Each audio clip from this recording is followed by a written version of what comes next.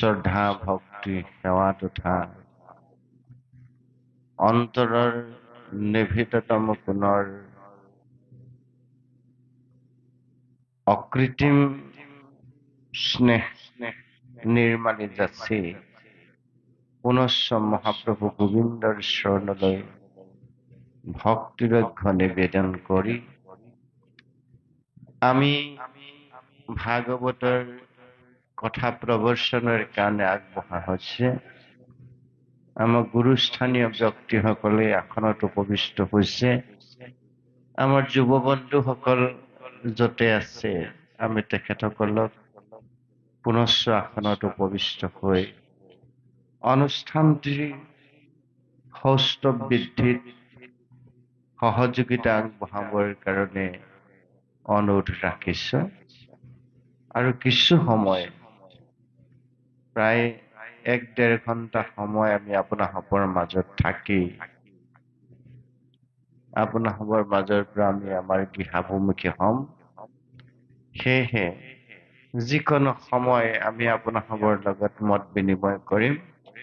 নিশ্চিত আপোনালোকৰ আন্তৰিক সহযোগিতা আমি লাভ কৰিম এই আশা ৰাখি আমি যিকেইটি কথা আপোনালোকক নিবেদন কৰিম বুলি কৈছিলোঁ, দেহ, বাক্য আৰু মন, এই তিনিটাৰ ধৰ্ম কি হ'ব পাৰে? দেহৰ ধৰ্ম কি, বাক্যৰ ধৰ্ম কি, মনৰ ধৰ্ম কি? কৃষ্ণ তিনিমুঠি জীৱৰ ভিতৰত আটাইতকৈ শ্ৰেষ্ঠতম তনু লাভ কৰা, দেহ লাভ কৰা আমাৰ মনুষ্যৰ জীৱনৰ যি অন্তিম লক্ষ্য, সেই লক্ষ্যৰ সম্পৰ্কে আমি আলোচনা কৰিম। তাৰো আগত ভাগৱতত পাঠকসকলে বৰ সুন্দৰ সুন্দৰ কেইটামান কথা আমালৈ দি থৈ গ'ল। এই কথাকেইটা আমি অকণমান আলোচনা আগবঢ়াব বিচাৰিছো। আমি আকৌ কৈছো যে অনন্ত কোটি ব্ৰহ্মাণ্ডৰ অধিকাৰী মহাহৰি বিষ্ণু, সেইজনে হ'ল দৈৱকী নন্দন কৃষ্ণ, যিজন আমাৰ সকলোৰে পৰম উপাস্য তত্ত্ব। সেইজনক ভাগৱতে কেনেদৰে নিৰূপণ কৰিছে প্ৰথম আমি কথাকেইটা জানি লওঁ। ইয়াতে খুব সুন্দৰভাৱে পাঠকসকলে পাঠ কৰিলে যে আমি সেইখিনি কথা জানিব লাগিব। সেইখিনি কথা নুবুজিলে, আমি যদি অন্যখিনি বুজি থাকো, যিখিনি বুজিলে আমাৰ একো কাম নহব। আমি এতিয়া বুজিব লাগে যিখিনি, সেইখিনি নুবুজো। যিখিনি বুজিব নালাগে সেইখিনি আমি বুজিবলৈ যত্ন কৰো। আমাৰ হিতে বিপৰীত হৈছে কৰ্মখিনি। যেনে অনুশুনয় কৃষ্ণ কথা নচাপ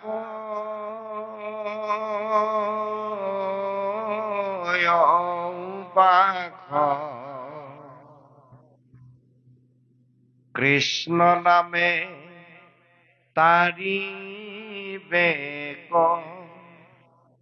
নকৰে বিশ্বাস। মই বেলেগৰ পৰা নাই মতা, মই পাঠ যে লুটিয়াই থৈছো, এই ভাগত যে লুটিয়াই থৈছো, তাৰ পৰাই মাতি আছো। বিষয় বিশত মাত্ৰ আছে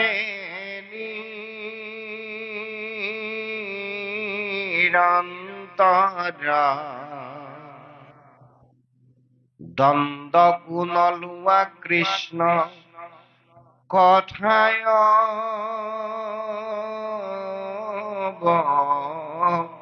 জৰা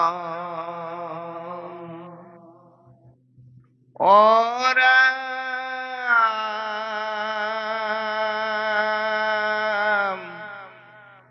হৰি হৰি আমি কৰিলো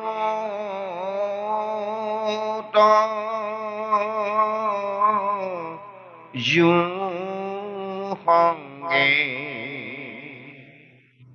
কহিতে নপাও হৰি কথা মন ৰংগে অমৃতকো শান্ত নাই ভৈল কি নো মোৰ হৰি কথা বিনে কিহে চিত্ৰ ৰৈ জোৰ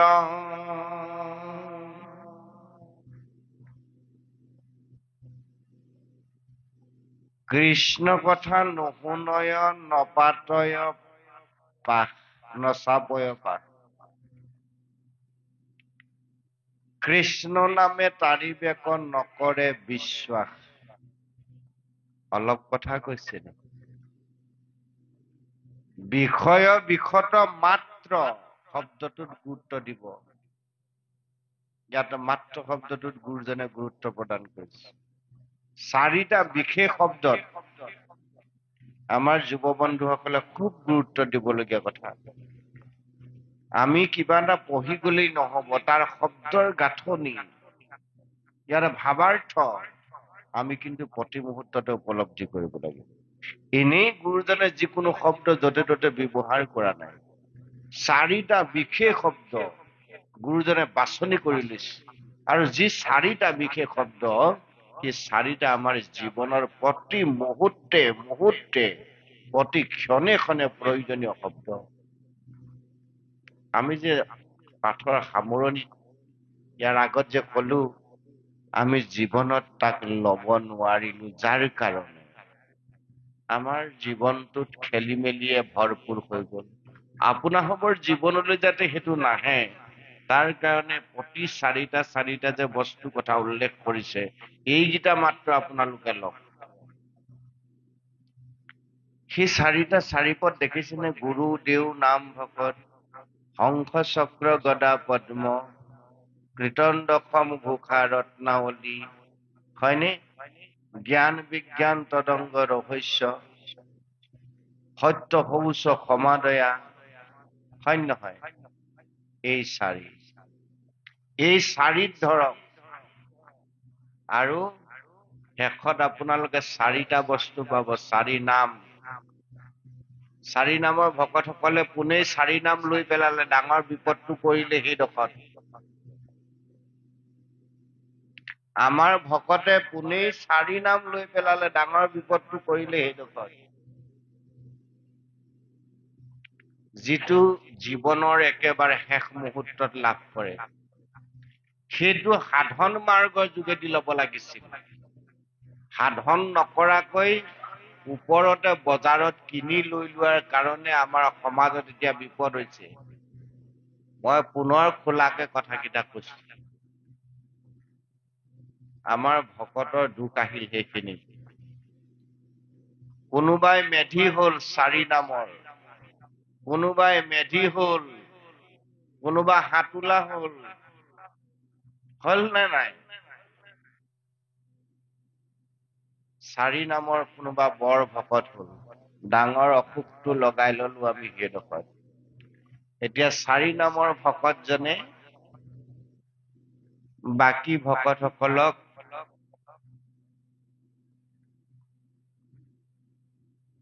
ঈশ্বৰৰ সেৱক হিচাপে মান্যতা দিবলৈ ইচ্ছা নকৰো এই যে চাৰি নামৰ বা পঞ্চ নামৰ বা বিশেষণযুক্ত আমি ভকত হৈ পোনে পোনে লোৱাৰ বেমাৰতেই আমাৰ সমাজত এতিয়া চলিছে বিভ্ৰান্তি বেলেগত একো চলা নাই আমি সেই মুঠৰ আসনখন নাপাব লাগিলে বিপদটো আহি গল সমাজত মই ৰাম বোলা ঠাইত বামেই ফুটক লাগিলে মোৰ মুখত কিন্তু মই আসন এভাগ পাবই লাগিব হয় নহয়?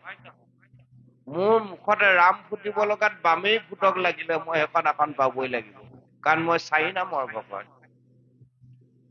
গুৰুৱে মোক চাৰি নাম প্ৰদান কৰি থৈছে, গুৰুৱে মোক মালা দি থৈছে, গুৰুৱে মোক তিলক নিৰ্মালি দি থৈছে, গতিকে মই সেইখন আসনৰ যোগ্য। আমাৰ সেই ব্যৱস্থাটো চলিলে ধৰ্মীয় এই ব্যৱস্থাটো, য'ত এইটো বস্তু একেবাৰেই আহিব নালাগিছিল, যিটো বস্তু আছিল ৰাজনীতিত, সেই বস্তুটো আমাৰ ধৰ্মনীতিত গুচি আহিল। ডাঙৰ কথাটো হ'ল সেইটো। আমি ল'ব লাগিছিল প্ৰথম জ্ঞান, যুৱ বন্ধুসকলে।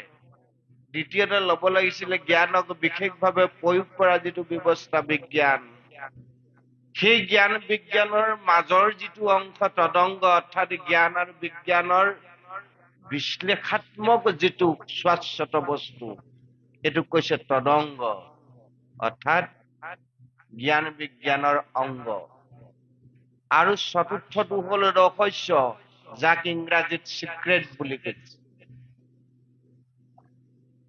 যিটো পালে আৰু পাবলৈ বাকী নাথাকে। জীৱনৰ চাৰি অমৃত, জ্ঞান বিজ্ঞান তদংগ ৰহস্য। মহাভাগৱতৰো বৈকুণ্ঠৰ পৰা নামি অহা মূল চাৰিটাই শ্লোক। হয় নহয় আপোনালোকে সুধিব? গুৰুৰো গুৰু পৰম গুৰুসকলে সেই চতুশ্লোকী ভাগৱতহে মহাবৈকুণ্ঠৰ পৰা মৰ্ত্যলৈ নমাই দিলে। আৰু তাৰে আৰ্হিত কৃপালু গুৰু বৰাৰপুৰ মাধৱদেৱ আৰু শংকৰদেৱে আমাক এই চাৰি খুঁটিৰে এই মহাধৰ্ম ভাগি দিলে।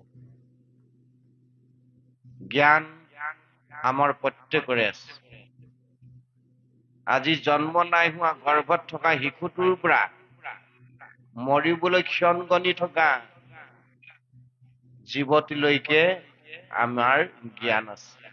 আহিব লগা অহা, যাব লগা যাবলৈ সাজু হৈ থকা, এই জীৱনৰ বৃহৎ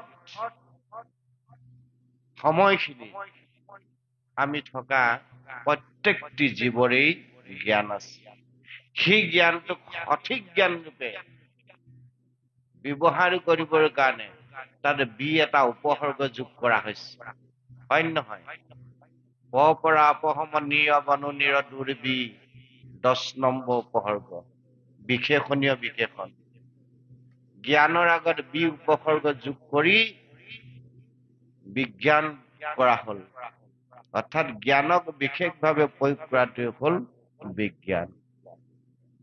গতিকে আমাৰ প্ৰত্যেকৰে জ্ঞান আছে। ঈশ্বৰে প্ৰত্যেককে সমান মগজু দি পঠিয়াইছে, কাকো কম আৰু বেছি দিয়া নাই। গতিকে আপুনি কিমান কৰ্ষণ কৰিব পাৰিছে আপোনাৰ দেহৰ ব্ৰেইনৰ চেল বিলাক, কোষ বিলাক আপুনি কিমান খুলুৱাব পাৰিছে বিজ্ঞানৰ সৈতে, বিজ্ঞান সংযোগৰ সৈতে, এইটো আপোনাৰ মোৰ নিজৰ ওপৰত নিৰ্ভৰ কৰিব। আপুনি মই কিমান কথাবোৰ সুন্দৰ সুন্দৰ ভাৱে ভাবিব পাৰিছো, ভাবি লৈ শাশ্বত তদংগ কৰি, বিশ্লেষণ কৰি, অনুভৱ কৰি, উপলব্ধি কৰি আমি জীৱনত তাক কিমান পালন কৰিবলৈ যত্ন কৰিছো। আৰু সেই পালনৰ যোগেদি আমি যি জীৱনৰ 100 বছৰীয়া জীৱনত পাব লগা অমৃত, চিক্ৰেট ৰহস্য, তাক পাবলৈ সক্ষম হৈছে। এটি হল জ্ঞান বিজ্ঞান তদং ৰহস্য। সেইকাৰণে ভাগৱত আৰম্ভ হৈছে জ্ঞান বিজ্ঞান তদং ৰহস্যৰ যোগেদি, চতুশ্লোকী ভাগৱত। তাত পঞ্চম শ্লোকৰ কথা উল্লেখ নাই, চতুশ্লোকে আছে। গতিকে এই চতুশ্লোক আমি ল'বগৈ লাগিব। চতুশ্লোক কিন্তু ওপৰতে আমি বজাৰত কিনি পইচা দি লোৱা বস্তু নহয়। সেইকাৰণে কৃপালু গুৰুসকলে বৰগীতত বৰ সুন্দৰভাৱে লিখিলে। নাই লিখা নে দেউতা? ভাৰত হাততো আছে অনেক দোকানী, নিচিনি কিনিলে আকৌ মিলিবে বিঘিনী। বিঘিনী শব্দৰ ওপৰত গুৰুত্ব দিব। জৈতে তৈতে নাথাকৈ হৰি নাম ৰত্ন, মহন্ত দোকানী কৰি ৰাখে মহাযত্ন। অল্প যত্ন নহয়, মহাযত্ন। কি সুন্দৰ শব্দ ব্যৱহাৰ কৰিছে। আমি অল্প যত্নত বিচৰাৰ কাৰণেই আমাৰ আজি ফল ভোগ কৰিবলৈ আমি বাধ্য হৈছো। মহাযত্ন কি যত্ন বিবেকৰ কৰ্ষণ বিবেক কৰ্ষণ বেলেগ শাৰীৰিক কষ্ট নহয় মানসিক কষ্ট আমি কৰিব লাগিব যেতিয়া মনৰ কৰ্ষণ আমি কৰিম সকলো বস্তু আমি সহজলভ্য হৈ উঠিম জীৱনৰ অমৃত আমি সৰসৰকে লাভ কৰিবলৈ সক্ষম হ'ম এই কথাবোৰ জনা দেৰি হৈ গ'ল এই কথাবোৰ বুজা দেৰি হৈ গ'ল আপোনালোকৰ জীৱনৰ কাৰণে যাতে এইখিনি দেৰি নহয় তাৰ কাৰণে আপোনালোকে যি অমূল্য সময় পাইছে তাক সদ্ব্যৱহাৰ কৰক পাছৰ চোৱা আপোনাৰভাৱে যি কৰে কৰি থাকক আপোনাৰভাৱে বেয়া কাম যে ইটো হৈছে আপুনি মই ল'ৰাটোক বাধা দিব নালাগে অ' বোপা এইটো বেয়া কাম তালৈ নাযাবি সি নাযায় নিজেই নাযায় তাকে যাবলৈ বিবেকে নিদিয়ে তাক সেইটো খাবলৈ বিবেকে নিদিয়ে তাক এইটো কৰিবলৈ বিবেকে অনুমতি কেতিয়াও নিদিয়ে আমি সেইটো পৰ্যায়লৈ আমাৰ যুৱকসকলক আমাৰ নাতিসকলক আমাৰ ভতিজাসকলক আমি আনিব লাগিব সেইটো হ'ল আমাৰ দায়িত্ব আৰু কৰ্তব্য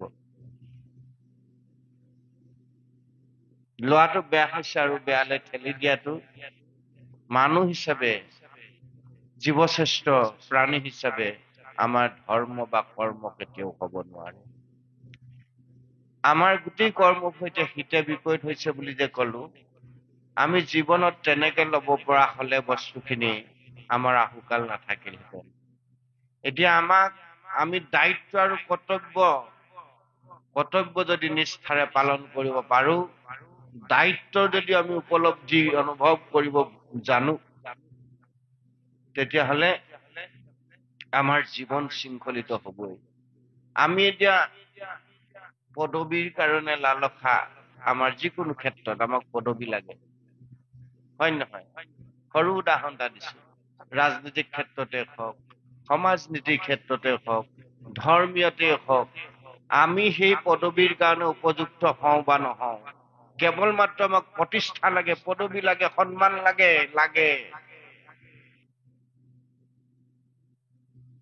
মুঠতে আমি পাব লাগিব সদায় আমি নিষ্পেষিত শোষিত হৈ থাকিম নেকি ই কেতিয়াও হ'ব নালাগে আপোনাক সেইটো হ'বলৈ কোৱা নাই কিন্তু এটা কৰি ল'ব লাগিব তাৰ আগত সেই যে পদবী সেই যে দাৰিদ্ৰ তাৰ কাৰণে নিজক প্ৰথমতে প্ৰস্তুত কৰক আপুনি দায়িত্বৰ পাছত পদবীৰ পাছত সন্মানৰ পাছত দৌৰিব নালাগে পদবী যাতে আপোনাৰ পাছত দৌৰি আহে সন্মান যাতে আপোনাৰ পাছত দৌৰি আহে দায়িত্বই যাতে আপোনাক খেদি লৈ ফুৰে আপুনি নলওঁ বুলি ক'লো দায়িত্বই যাতে আপোনাক বিচাৰি ফুৰে তাৰ কাৰণে আপুনি নিজক প্ৰস্তুত কৰক কিয় নোৱাৰিম আমি শাস্ত্ৰই সেই কথাবোৰ আমাক কৈছে মহৎ গ্ৰন্থ মহিষীসকলে সেই কথাবোৰ আমাক কৈছে শাস্ত্ৰত বেলেগ একো কথা নাই মানুহ কেনেকৈ ঈশ্বৰৰ হ'ব পাৰে ঈশ্বৰ চতুৰ্ভুজ ৰূপে আমি যেনেকে অংকন কৰিছো তেনেকে আমাৰ মাজলৈ খোজকাঢ়ি নাহে ঈশ্বৰ মানুহৰ মাজত আছে বুলি কৈছে মানুহেই দেৱ মানুহকেই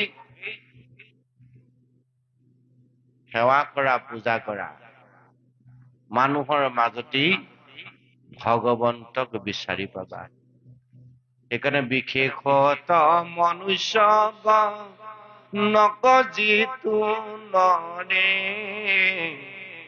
বিষ্ণু বুদ্ধি ভাবে কৰিব দায়ী মাই নকৰে বিষ্ণু বুদ্ধি অৰ্থাৎ ঈশ্বৰ বুদ্ধি মানুহৰ মাজত প্ৰথম কৰিবলৈ আৰম্ভ কৰি দিয়ক মানুহক উপলব্ধি অনুভৱ কৰিবলৈ শিকক বুজিবলৈ শিকক এজন মানুহৰ মাজত ঢেৰ কিবা কিবি আছে তাৰ পৰা আমাক ল'ব লগা কেইটা ল'ব লাগিব ঈশ্বৰে চব কৰি দেখুওৱা নাই জানো ঈশ্বৰৰ গাত বিশ্বৰূপ যেতিয়া অৰ্জুনক দেখুৱাইছে বিশ্বৰূপ যেতিয়া মাতৃক দেখুৱাইছে চব আছে নহয় তেওঁৰ লগত দৈত্য আছে অসুৰ আছে দানৱ আছে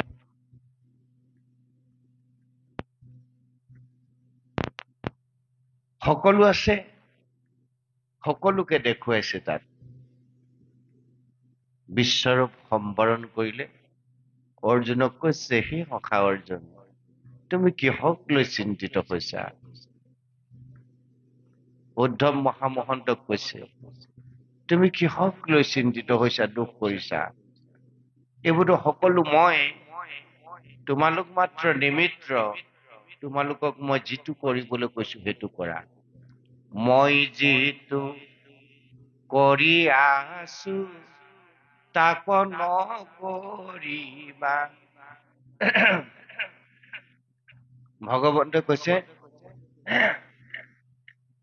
মই যিটো কৰি আছো তাক নকৰিবা। মই যিটো দেখিছো তাকে কৰিবা। মই যিটো কৰিছো তাক নকৰিবা, মই যিটো আদেশ কৰিছো, আজ্ঞা কৰিছো তাকে কৰা। এতিয়া আমি বিপৰীতটো কৰো। ঈশ্বৰৰ ওপৰত মই, মোতকৈ জনা, মোতকৈ বুজা, মোতকৈ শিক্ষিত, মোতকৈ পণ্ডিত এই তলিকত আৰু কোনো নাই। মোৰ সমান ভাগৱত কীৰ্তন মুখস্থ কৰিব পৰা, মোৰ সমান সুন্দৰকে সুৰ দি গাব পৰা, মোৰ সমান কথাবাচক আৰু কোনো নাই। এই ভাৱনাই যদি মোৰ দেশত কৰবাতে ক্ৰিয়া কৰিছে, তেতিয়াহ'লে ভাগৱত মহাগ্ৰন্থই কৈছে সেইজনতকৈ আৰু মূৰ্খ পৃথিৱীত কোনো নাই। গতিকে সেই সাধু সমস্ত এই যিটো অহংভাৱ, আমি যি জানিছো সি সামান্য, যি জনা নাই তাৰ কোনো পৰিধি নাই, সীমা নাই। এই চিন্তাৰে যেতিয়া আমি জীৱনটো আগবঢ়াবলৈ যত্ন কৰিম, সেই দয়াৰ সাগৰ, কৰোণাৰ সাগৰ, কৃপাৰ সাগৰ, দয়াময়, কৰোণাময়, কৃপাময় আমাৰ শিৰত যেনেকৈ দেৱতাসকলে পুষ্পবৃষ্টি কৰে ভগৱন্তৰ শিৰত, ভগৱন্তই বিবেক নামৰ পালখনত আমাক বৰ দয়াটোৰে দিয়া, বিবেক নামৰ পালখনত অনুকূল বায়ুৰূপে সৰ্বক্ষণে কৃপা বৰিখন কৰিব। চাৰিটা বিশেষ শব্দত গুৰুত্ব দিলে বুলি কৈছিলো যে, সেই চাৰিটা কি?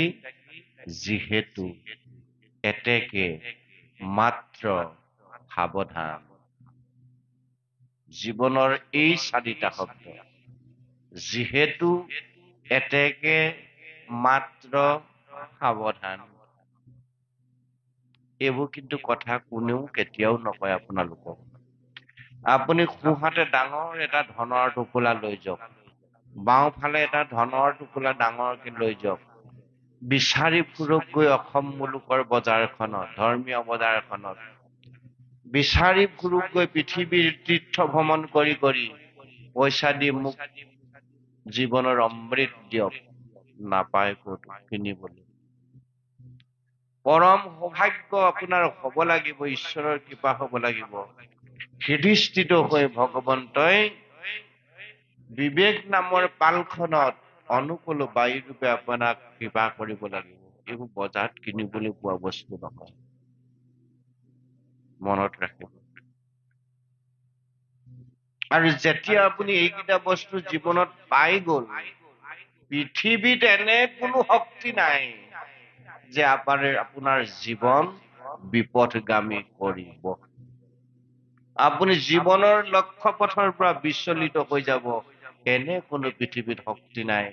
ভগৱন্তই কৈছে, সেইজনৰ নীলগৰ ঢৌ বুজা, নীলগতে মাৰ নিয়াই, সুমংগলে সুবাস দি তেওঁক মই মোৰ স্থানলৈ লৈ আহো। তাৰ উদাহৰণ কালীয় দমন।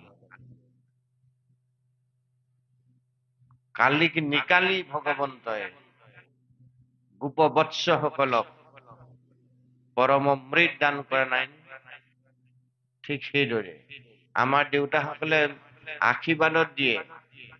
দেউতাসকলৰ মই ভুল ধৰা নাই, অলপ আগতে যে কলো সেইটো কিন্তু ভুল হল। আমি গাব লাগে কাৰণে মুখস্থ কৰি গাইছো, শুনিব লাগে কাৰণে কথা কেইটামান শুনিলো, মূল কথা কেইটামান কৰবাত বুটলি লৈ মুখস্থ কৰিব লাগে কাৰণে গাই গৈ সমাজ এখন চলাই আছো, মাত্ৰ নিয়ম মাফিক। নিয়ম মাফিক এখন সমাজ চলাব লগা কাৰণে চলাই আছো। আশীৰ্বাদত সদায় কওঁ, নিলগত হৌ পূজা নিলগতে মাৰ নিয়াই সুমংগল প্ৰকাশ কৰি গৃহমধ্যে থকা সবাদী প্ৰাণীৰ প্ৰতি মহাপ্ৰভুৱে কণিকা কৃপা কৰে। কিন্তু অৰ্থ পদাৰ্থ বুজি নাপাওঁ। নিলগত হৌ পূজা নিলগতে মাৰ নিয়াব তেতিয়া কেতিয়া, যেতিয়া সেই নেদেখা ঈশ্বৰজনক, আমি ঈশ্বৰক দেখো নেকি? নাই দেখা। নেদেখা ঈশ্বৰক নেদেখা মনেৰে, নেদেখা শব্দেৰে যেতিয়া আমি বিচাৰিম, শব্দ ৰাম বুলি কৈছে, দেখিছেন? শুনিছো, কিন্তু ধ্বনিটো শুনিছো ৰামৰ। কৃষ্ণ বুলি কৈছো, দেখিছো নেকি? নাই দেখা। নেদেখা শব্দ কিহে বিচাৰিছো? নেদেখা মন এটাৰে। মনটোৱে আমি ভাবি আছো প্ৰভুক পোৱা হলে, এই প্ৰভু তুমি মোক কৃপা কৰা, তোমাক পাবৰ নিমিত্তে মই অহোৰাত্ৰ জীৱনৰ সাধনা কৰিছো, মই কিন্তু তোমাক পাবই লাগিব, হয়নে? কিহে বিচাৰিছো? নেদেখা মন এটাৰে। আৰু ভগৱন্ত সেই নেদেখা মনটোৱে বিচৰা, নেদেখা শব্দৰে বিচৰা ভগৱন্ত, নেদেখা ঈশ্বৰজনক আমি পাবলৈ সক্ষম হম। ভগৱন্তই সেইজনক কৃপা কৰিম বুলি কৈছে।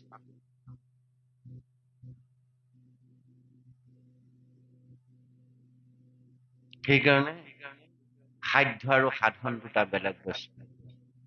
আগতে সাধ্য ভকতিত পাইছিল, এতিয়া সম্ভৱ কোনো কাৰণতেই নহব। ভগৱন্তে কৈছে, সেই উদ্ধৱ অলপ পিছত ওলাব একাদশত, মই খন্তেক সময়ৰ পিছতেই মোৰ যি জীৱনৰ কাৰ্য, মই যে এই ধৰাধামলৈ ভগৱান ৰূপে আহিলো বুলি ছবি উপলব্ধি কৰি মোক কৃষ্ণ বুলি সকলোৱে যে পূজা সেৱা কৰিছে, বিশেষকৈ ভকতসকলে মোক লৈ যে ব্যস্ত হৈছে মোৰ কৃপাৰ কাৰণে, সঁচা কথা। মই মহাহৰি অনন্ত কোটি ব্ৰহ্মাণ্ডৰ অধিকাৰী, তুমি দিব্য ৰূপ মোক দৰ্শন পাইছা, মোতে সমস্ত আছে, মই সমস্তৰ মাজত আছো। গতিকে অনন্ত কোটি ব্ৰহ্মাণ্ডৰ অধিকাৰী মহাহৰি বিষ্ণু হলো মই। সেইকাৰণে আমি ভকতে গাওঁ, গোবিন্দ গোবিন্দ গোবিন্দ গোবিন্দ গোবিন্দ ৰাম মুৰাৰী, অনন্ত কোটি ব্ৰহ্মাণ্ড হৰি অধিকাৰী,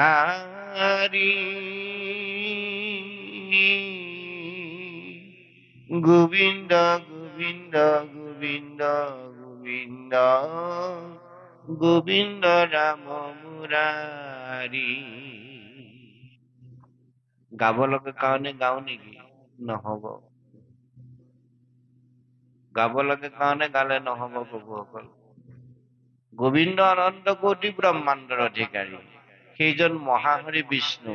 অৰ্জুনক কৈছে মই সেইজন হওঁ। উদ্ধৱক কৈছে, উদ্ধৱ তুমি মোৰ প্ৰাণৰ বান্ধৱ।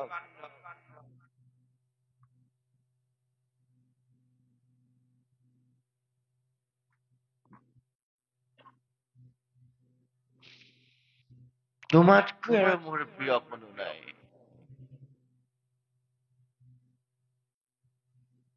ব্ৰহ্মা হৰ হলায়ুধ,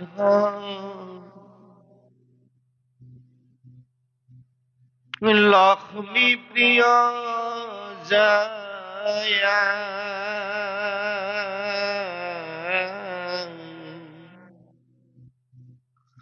পৰম সুন্দৰ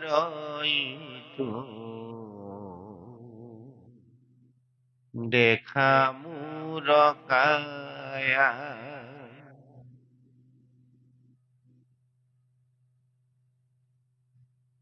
অবাতু অধিক তুমি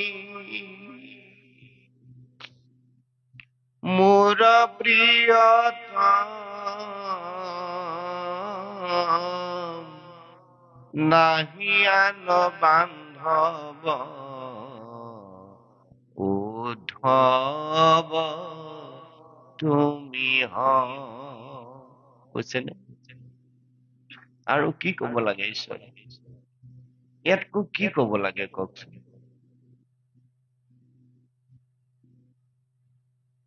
ভকতে মোৰ হৃদি জানিবা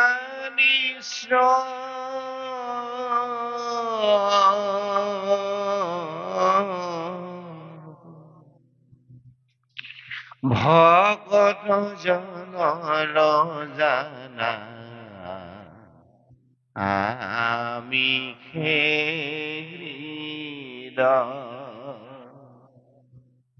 আৰু কি কব লাগে? মই বিনা ভকতে নিশ্চিন্ত কিছু জ্ঞান ভকত কৰে মই নিশ্চিন্ত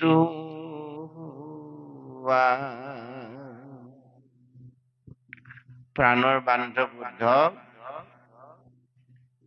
তুমি মোৰ এনে এজন প্ৰপন্ন ভক্ত প্ৰিয় সখীৰ বান্ধৱ, তোমাতকৈ তিনি তলৈকত মোৰ আৰু প্ৰিয় কোনো নাই।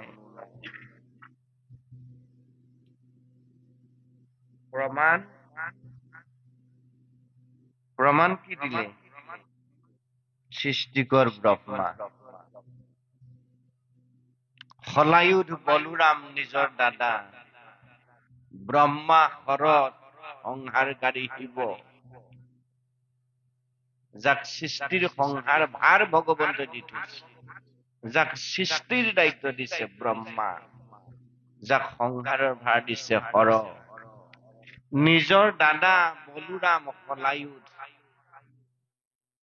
ব্ৰহ্মা হৰ হলায়ুধ আৰু জগত মাতা লক্ষ্মী ভগৱন্তৰ অৰ্ধাংগিনী, হয়নে? ব্ৰহ্মা হৰ হলায়ুধ লক্ষ্মী মোৰ প্ৰিয় জায়া। আৰু কি কলে? পৰম সুন্দৰ দেখাই তোমৰ কায়া দেহ। মোৰ পৰম সুন্দৰ দেহটো তুমিতো দেখিছা। যিটো দেহ পাবৰ নিমিত্তে, চাবৰ নিমিত্তে যুগ যুগান্তৰ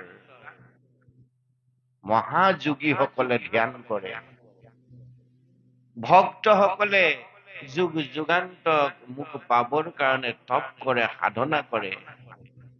তুমি সৰ্বক্ষণ সেইটো পাই আছা। খাওঁতে শুওঁতে উঠোতে বহুতে নিৰন্তৰ মই তোমাৰ লগত আছো, নহয়নে?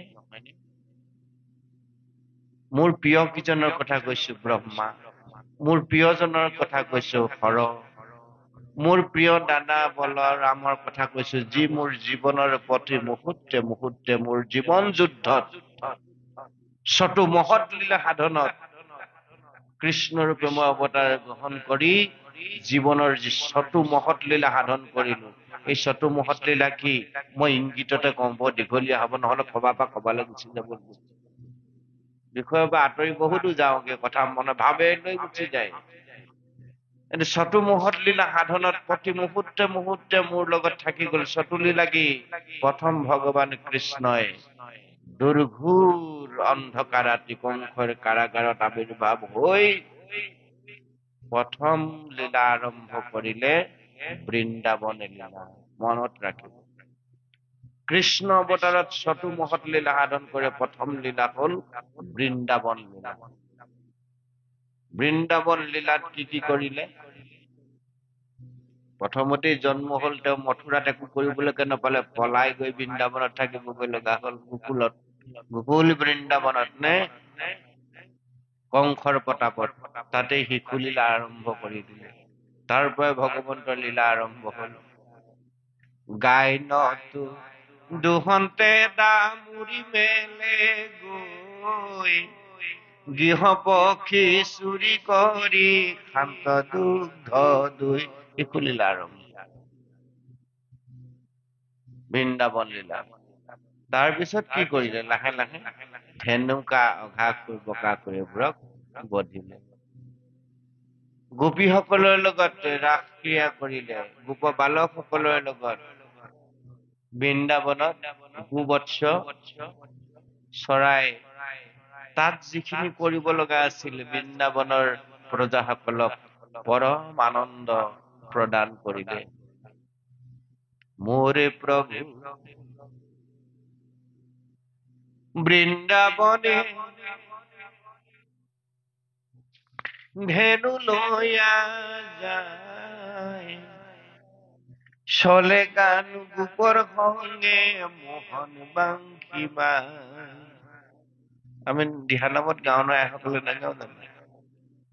কাৰ প্ৰভু বুলি গাওঁ? মোৰ প্ৰভু কৃষ্ণ, মোৰ প্ৰাণৰো প্ৰাণ, মোৰ কৃষ্ণ, মোৰ হৃদয়ৰ ৰতন। মোৰ আৰু মই এই দুটা বস্তু সাৱধানে ব্যৱহাৰ কৰিব। মই আৰু মোৰ এই দুটা কথা আমি সাৱধানে ব্যৱহাৰ কৰিব লাগিব প্ৰভুসকল। বিশেষকৈ যুৱ বন্ধুসকল, আপোনালোকে জীৱন আৰম্ভণিৰ পৰা শব্দ দুটা সঠিক ব্যৱহাৰ কৰিবলৈ শিকক। বহাৰপুৰ মাধৱদেৱে নামঘোষাত মই আৰু মোৰ ক'ত ব্যৱহাৰ কৰিছে বিচাৰি উলিয়াই লওক। মই আৰু মোৰ ক'ত ব্যৱহৃত হৈছে? বহাৰপুৰ মাধৱদেৱে একমাত্ৰ পৃথিৱীৰ শ্ৰেষ্ঠতম পণ্ডিত এই দুটা শব্দ ক'ত ব্যৱহাৰ কৰিছে? মোৰ সম পাপী লোক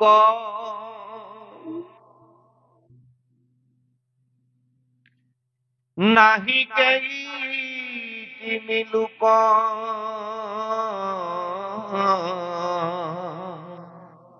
তুমি সম নাহি পাপহাৰী। চাওকচোন, মোৰ সমান পাপী লোক তিনি তলিকত নাই, স্বৰ্গ মধ্য পাতা। ক'ত ব্যৱহাৰ কৰিছে? মই ইমানেই পাপী প্ৰভু, তুমি মোক কৃপা নকৰিলে মোৰ গত্যন্তৰ নাই।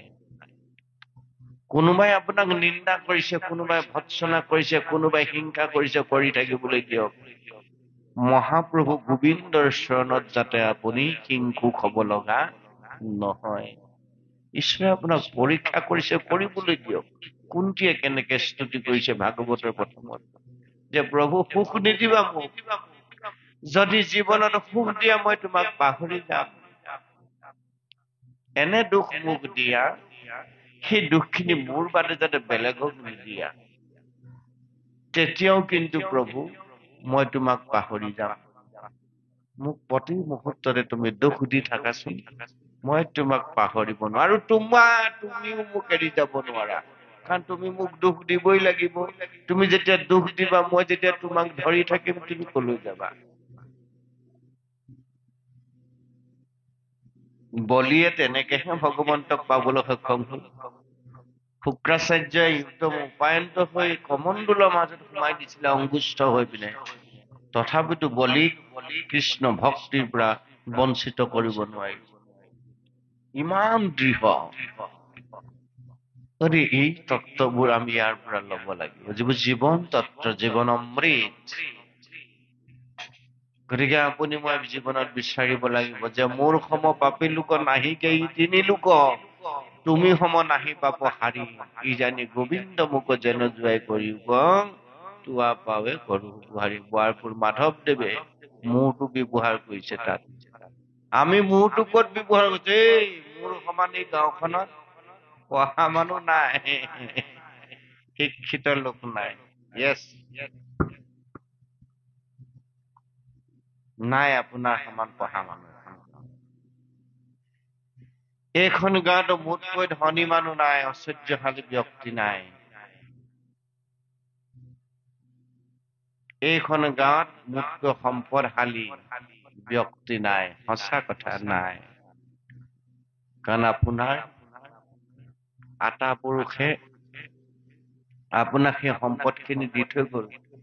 তাকে মঠি কঠি আপুনি যি চুকে কোণে পৰি আছিলে সেইখিনিও আপোনাৰ বুলি আপুনি কৌশলেৰে আত্মসাৎ কৰি ললে। গতিকে আপোনাৰ সম্পত্তি হোৱাটো অস্বাভাৱিক একো নহয়, স্বাভাৱিক।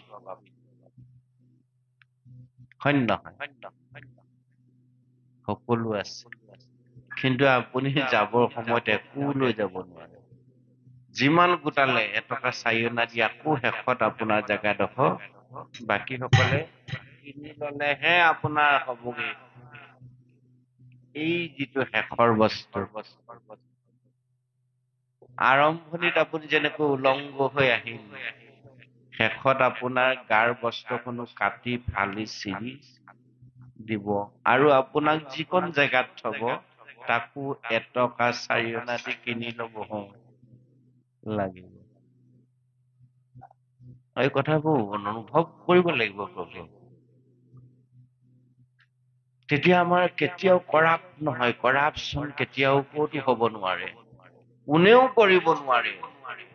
পাৰিব জানো? সমাজ কেতিয়াও কৰাপ্টেড নহয়। উঠি অহা যুৱ প্ৰজন্মৰ মন মগজু কেতিয়াও কৰাপচনে পৰিপূৰ্ণ নহয়। তেওঁলোকে জীৱনত কেতিয়াও ভুল কাম কৰিব নোৱাৰে, নোৱাৰে, নোৱাৰে, নোৱাৰে। একেবাৰে নিশ্চয়। জীৱনৰ যি অমৃত শিক্ষা লাভ কৰিছে, তেওঁলোকৰ জীৱনৰ প্ৰতিটো কৰ্মত পৰোপকাৰ জড়িত হৈ থাকিব। পৰোপকাৰী পুণ্য, পৰপীড়নেই পাপ। বেলেগকে ধৰ্ম বুলি একো নাই পৃথিৱীত। ধৰ্ম নামত পৃথিৱীত বেলেগ একো নাই। আপোনাৰ জীৱনৰ পৰোপকাৰী হল ধৰ্ম, পৰপীড়নেই হল পাপ। ই দেহেৰে কৰক, ই বাক্যৰে কৰক, ই মনেৰে কৰক। আমি কাৰ্য সম্পাদন তিনিটাই কৰো। এটা হল দেহ, দ্বিতীয় বাক্য, তৃতীয় মন। প্ৰতিটো জীৱনৰ প্ৰতি মুহূৰ্তে মুহূৰ্তে কৰা কৰ্ম সম্পাদিত হয় এই তিনিটা বস্তুৰ যোগেদি। এই তিনিটা যেতিয়া আপুনি সঠিক কৰি ল'ব, আমি সেইকেইটা কথা কম বুলি কৈছিলো নহয় দিনৰ ভাগত। কায় ধৰ্ম কি, দেহৰ ধৰ্ম কি, বাক্য ধৰ্ম কি আৰু মনৰ ধৰ্ম কি, এইকেইটা যদি জীৱনত সঠিক হয়, কি শক্তি আছে আপোনাক বিপদগামী কৰিব?